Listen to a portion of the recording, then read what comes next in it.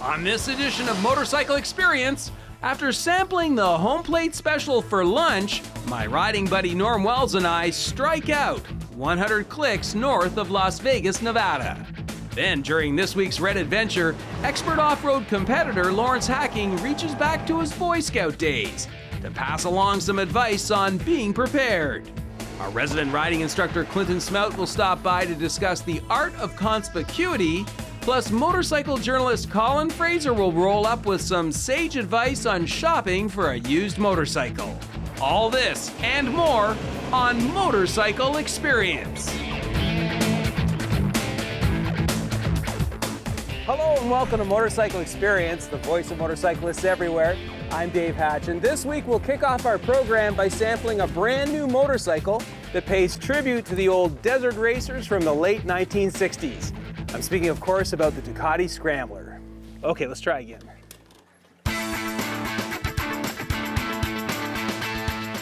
Behold, an air and oil-cooled tribute to those California desert racers of the late 60s, early 1970s, the Ducati Scrambler.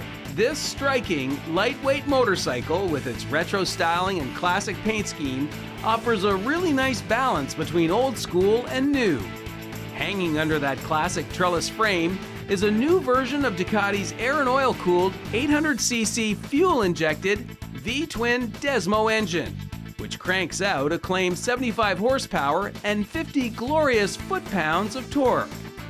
As far as the ABS-assisted stopping power is concerned, the Scrambler is fitted with a big 330 single disc up front with a radial mount 4-piston Brembo squeezer, while out back, a single 255mm disc is clamped by a single piston floater.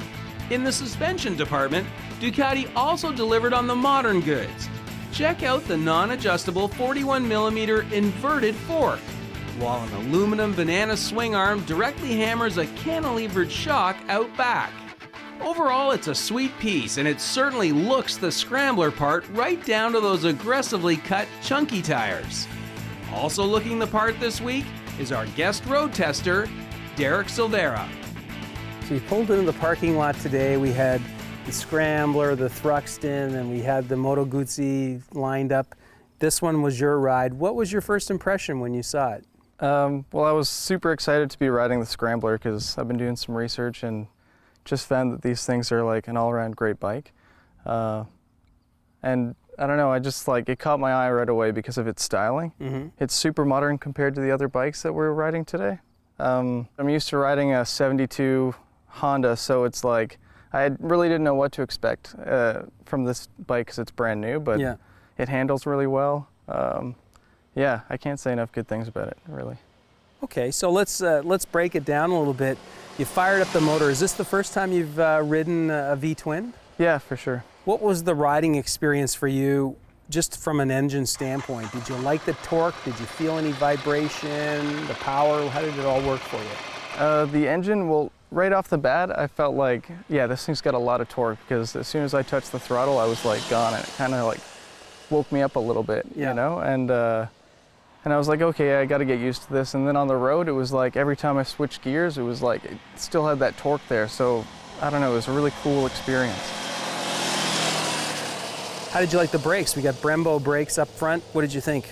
It was great. Lots of braking power. The front brake was super touchy, so I was using the back mostly, but yeah, no complaints there. This thing could stop on a dime, I think. Mm-hmm. How about the suspension? I mean, it's got an inverted fork. It's got a pretty beefy shock on the back. Did you like the ride in terms? We were hitting a lot of potholes today, a lot of twisties. What did you think of the suspension?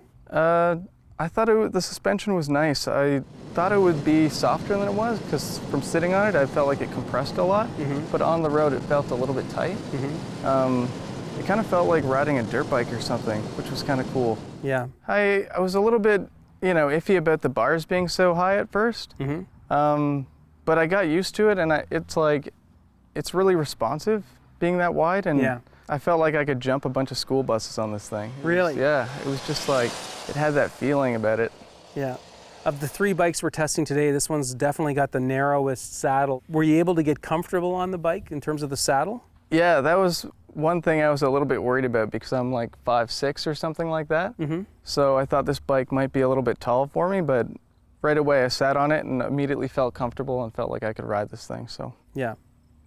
Kind of different from the other bikes too today, you know, having this digital gauge and not much of anything else. Did it work for you? Did you like the layout of the switch gear, the mirrors, the gauge? Did you like that? yeah, I love it. The layout's really nice. It's super modern. Gets rid of everything you don't need. I mean, everything's built into that single gauge, like the gas, everything. Yeah. Yeah, I was pretty comfortable with it.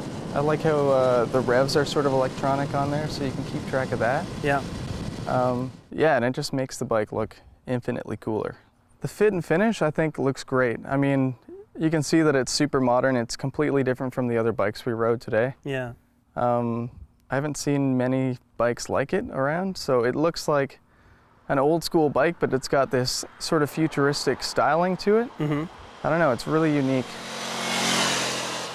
Who's going to ride this bike and what are they going to do with it? Is it just strictly for hauling around in the city? I think this is probably a great bike for anyone that wants to like haul around in the city, but also, you know, to get away for the weekend, get to places like this out in the country. You know, you could put your girlfriend on the back or some luggage and like go camping with it. I don't know, it's a pretty good all-around bike, I'd say. So did you have fun? Is this your first time down in Prince Edward County? Yeah, it is. So did you have fun? Is this a way to see the countryside? Yeah, it was great. It was a great time riding all the bikes and testing out all these new bikes. Yeah, I had a blast. Derek, thank you so much. You did a great job. Great to meet you. Thanks. Nice. Hang in there, we've got plenty more experience still ahead. Next, expert off-road rider Lawrence Hacking says, be a good Boy Scout. While Norm Wells and I bail on an off-road trail and wind up on the straightest road in Nevada. Portions of Motorcycle Experience are brought to you by Honda Canada, BMW Motorrad, and Olympia Motorsports.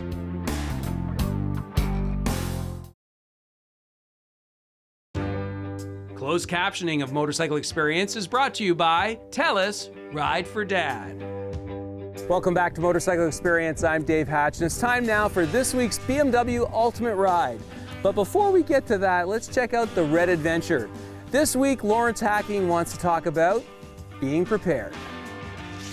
So our ultimate ride this season has Norm and I spending a few days and evenings in and around what is often referred to as the entertainment capital of the world, Las Vegas. The loose plan for this adventure was to ride out from Sin City into the desert in a different direction every day and spend at least 8 hours in the saddle searching for some great roads and things to see. During the afternoon of day 2 into this year's adventure, we left Sugar's Restaurant in Overton and headed north on Highway 169. Norm had it in his heart that we would find an old mining road named Mormon Wells, but at last the road was impassable, given the street-oriented rubber on our rented GS's. Sadly, that glitch in our game plan left us no choice but to drone for over an hour on what may be the straightest road in Nevada. Well, Norm, here we are wrapping up day 2 in the Viva Las Vegas Ultimate Ride, and we're about 30 kilometers north of Las Vegas, and we're just off I-93, and I guess we would have to say sometimes we don't always follow the game plan. Yeah, we got a little surprise after lunch today, after coming up 168, which was, you know, another scenic road with mountains on both sides, and kind of just got us to our next destination, which was Mormon Well Road. When we got there, we realized that what we had researched previously on this road was not very accurate, and the road was just impassable for these vehicles anyways. People say they were getting through, but definitely not on motorcycles. Must have been something else. Yeah, it was a lot of big stones, big chunks, and certainly we've got the street tires on the GSs this time around. It just didn't seem like it was going to work. So we hit the road again. I have to say, coming south on 93, that Coyote Springs golf course, from there down, I think it was like a solid hour, dead straight road, but the scenery was still good. Scenery is good. The speed limit was higher. It was 70 there, so the clip was fun, and it's so wide here that the speed didn't matter at that point. Now you're just looking at the mountains both sides, and enjoying the ride. You know, you just have to make do sometimes with what you get dealt. Yeah, well, and then you found us this road, which does sort of satisfy our appetite for a little off-roading, and this is great. There's 55,000 acres here. You're allowed to ride dirt bikes, ATVs through here, and it's scenic. I mean, how often do you get to ride through a desert? No, exactly, yeah. And it's hard packed, so you don't have to worry about it. You can even almost come in here with a street bike. And this is more what I thought we were going to see earlier in the day, and I'm hoping the ones that I've planned out for the rest of the week are going to be more like this. But yeah, this was fun, you know, nice meandering right towards the mountains. Just a cool afternoon. Yeah, so we've had Lake Mead and some fantastic roads. We've had the Valley of Fire, and we've also had a chance to do some hard-packed desert riding. But what you didn't tell me, and I just found out, this is a shooting range. Yeah, I didn't want to worry you. Yeah, but I haven't heard any shots. I figured it's their day off or something today. So. Well done. Or they're just setting up. One Hey, of the two. Dave, let's go off-roading through the desert and a firing range. Thanks, Norm. No problem. Well, so far, 2 days of ultimate riding. Viva Las Vegas. Yeah, it's been great. Yeah, awesome. Be sure to tune in next week and continue to follow along in this season's Ultimate Ride. And now let's catch up with our expert off-road competitor, Lawrence Hacking. So Lawrence, I'm just loving these adventure riding segments because, you know, it's one of the riding segments that's close to my heart. Last week I asked you, bring a couple of things along for this segment this week. Bring a couple of things that are sort of your inside tips, stuff that you've learned from competing in Dakar, right? Sure. So what did you bring? Well, you know, I'm a big believer in being prepared, and it's all in the details. So if you forget or you're not aware of certain little details to improve your life on the motorcycle, it's not a big deal. But if you miss a whole bunch of them, because these are long distance rides, it can really have a negative effect on your enjoyment or your safety. Right. So I brought a few things, some of the key things that I've been using over the years. One of the first things that you should always carry, because now these motorcycles can go in very remote places with no support. You're on your own. Spot Tracker has these little devices that can send various messages via satellite to whoever in the world. And they also have an insurance package. If you're in really serious trouble, you can press the 911 button and They'll find fingers you. crossed. They're coming. Leatherman. So you throw one of those into your bag. Yeah, for sure. One of these. You should always carry enough stuff to fix things that feasibly you can fix out in the field. There are certain things, a little fall, you should bring duct tape, zip ties, Leatherman, stuff to fix be able to fix a flat tire front and rear, a spare tube, patching kit, pump, things like that, just to get you out and get you back to civilization. Right. What's with this? Well, this is an interesting thing. This is a simple piece of insulation you can buy at a hardware store, and you can buy a roll for $10. These things have saved my bacon, and I'm not exaggerating, many times, and other people too. Because they're so cheap, you can cut them up, put them in your pocket of your jacket. If it gets cold, you just open it up, stick it in your jacket, and it'll actually keep you very warm because it reflects your body heat back to you, and it breaks the wind. And then you brought this along, why? Well, After all this, Yeah. why just a jacket? you know, I'll try this on for you. I'm a big believer in quality and good equipment, so I wear climb clothing. This is their Dakar jacket. I've used this in races, and it's quite variable. You can pull the sleeves off for hot weather and put them back on and carry them along with you. So things change. In a day, it can go from too hot to below freezing very easily. On adventure rides, I use a Gore-Tex overland jacket that's waterproof because it can rain as well. So that's my theory. It's got the big backpack. Big pocket in the back for your, all your this piece stuff. of insulation. You have to carry it all with you. Yeah. And I like to travel light. You don't need a whole bunch of stuff. You just need the essentials. Wow, this is awesome. Stuff I hadn't even thought about. Yeah. Lawrence, thank you. You're welcome. It's great. Still ahead, some sound advice on shopping for a used motorcycle. And on shifting gears, expert riding instructor Clinton Smout says, seeing is believing.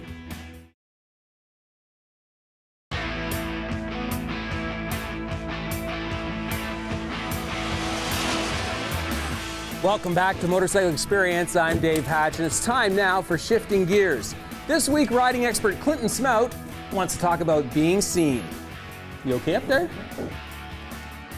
So Clinton, this week on Shifting Gears, you want to talk about a Metro Toronto police study you saw recently that looked into motorcycle accidents. Yes. And what it demonstrated was that two things are the major factor. All the way down that list you showed me, it was excessive speed and left turning intersections. Yes. Being struck by a vehicle is what it said. And my big question then is, you know, first of all, what is it about drivers that they don't see us? Is it because we're so narrow? Part of it, I think it's a narrow vehicle. It's very hard to judge the approach speed. Right. And because we usually have just one headlight, it differentiates us from what visually is in the plane of the driver approaching us. They're used to and conditioned to look for cars. Right. And extraneous details, road signs, stuff like that, doesn't Tuning it out. factor in. Yeah. So it's like you can't see the forest for the tree. You're there, Yeah. but they don't see you. So we recommend dress in a loud color. Like the That jacket, helps. like the jacket you're wearing. Exactly, one of my favorite coats.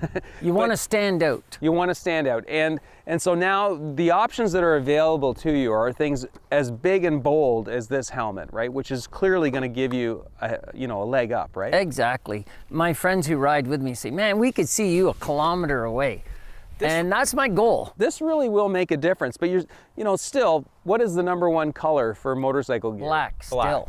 So even if you want black and you've got a black gear, you can still do things like this to give you some flash, right? Exactly. This beautiful shark helmet comes deckled up, and it's got a retro reflective sticker on the back. So if your helmet is all black, you can buy retro reflective stickers, whiten it up, brighten it up. What if you're stuck?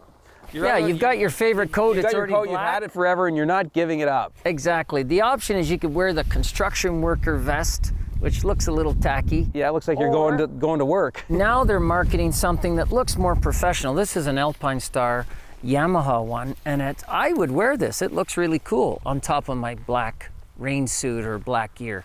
Right. But if you do have to buy a rain suit, don't buy black. Something loud. I love the way you pull out the old. How old is this now, Clint? 30 years. It's a rucka suit. Yeah. But it's lasted forever. Now I wear waterproof gear, so I don't use this much anymore. But you look like a big pylon. People are going to laugh. But I don't care if people have to pull over and throw up. When when they see me, to me, it's being seen. Absolutely. It's part of the armor of riding. Yeah. Now, there's no guarantee. I have a friend who rides for Metro Police. Lights are on, the big white Harley, sirens. Yeah. He still gets cut off in traffic, Dave. Yeah, unbelievable. So there's nothing a guarantee, but the idea is prepare yourself for good, safe riding, dress loudly. Yeah, and this should be a part of your toolkit. Absolutely. Great advice. Thanks, Dave. Thank you. Okay, now that we can see you, stay tuned to see more of us. Because next, Inside Motorcycles senior editor Colin Fraser has some great advice on shopping for a used motorcycle. Portions of Motorcycle Experience are brought to you by Honda Canada, BMW Motorrad, and Olympia Motorsports. Welcome back to Motorcycle Experience. I'm Dave Hatch, and we'll wrap up our show now by stepping back into the time machine and traveling all the way back to 2007, the summer when we sampled BMW's Supermoto-inspired naked big bore boxer, the HP2. But before we do that, let's pay a visit to the used section at our local motorcycle dealership to get some sound advice on shopping for a previously loved motorcycle. Joining us now is veteran motorcycle journalist Colin Fraser. Colin, this week in the Used Bike Corner, we continue to talk about how to shop for a used motorcycle.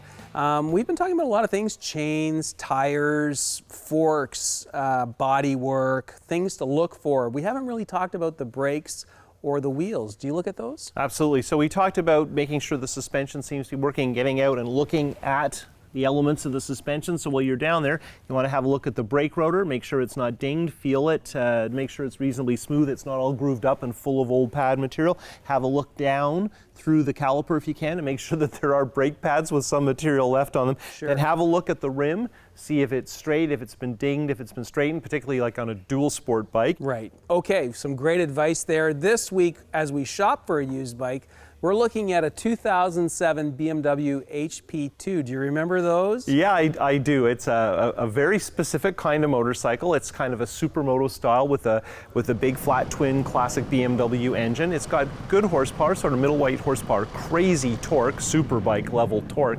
So it's a bit of a hooligan bike, a bike you need to use your noodle when you're out there on the street. Respect. Yes, but rare, exotic, a fun motorcycle, and I think most of the people who have one of those don't want to get rid of it, so you're going to have trouble finding one. Well, if you can find one, they're priced right now roughly around 9,000 Canadian dollars, which sounds like a lot for a used motorcycle, but they were fairly up there back in the day. And probably all of them have been very well looked after. Right. Well, here's what we thought of the HP2 back in 2007.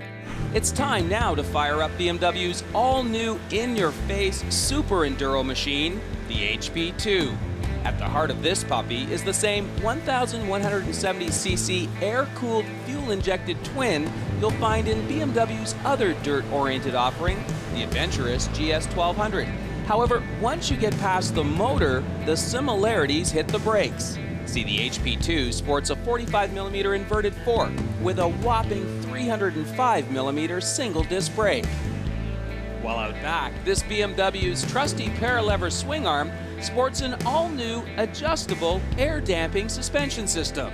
BMW says the HP branding in HP2 stands for high performance, and that this is just the first in a whole lineup of HP products still to come. We say that's a good thing, because in our opinion, HP stands for heck of a punch. You know, Paul, a couple years ago, BMW announced that they were going to make a concerted effort to break their image and change their image. Going away from the old conservative long-distance touring bike for the older rider. And if ever there was a bike designed to break that image, this is it. Well, a few minutes ago, you were saying, we both ridden this bike today. You were telling me this is a bike for hooligans. Yeah. And I think you're right. I asked the guys at BMW what the purpose of this bike was. And they said its whole purpose is to have fun. Yeah. And I think they've hit the mark. I mean, this bike has 105 horsepower. It's got 85 foot-pounds of torque, which is enormous. You felt it. This is a bike that you could ride to work and shock the hell out of the guys on their sport bikes, up to about 120 kilometers an hour. And then on Fridays, you can come home, spend 20 minutes, and put the knobby tires on and ride in the dirt all weekend. You guys got it dialed in here? Yeah. All good? No, we're good. Okay. Yeah. Well, that's it for this week's program, folks. We're all out of time, but before we leave, I just want to remind you that all this month, in 40 communities across Canada, they're hosting a Tell Us Ride for Dad. So please check out their website, get involved, make a donation, come for a ride, do whatever you can, and help us in the fight against prostate cancer. So until next week, keep your feet on the pegs and your right hand cranked. Bye for now.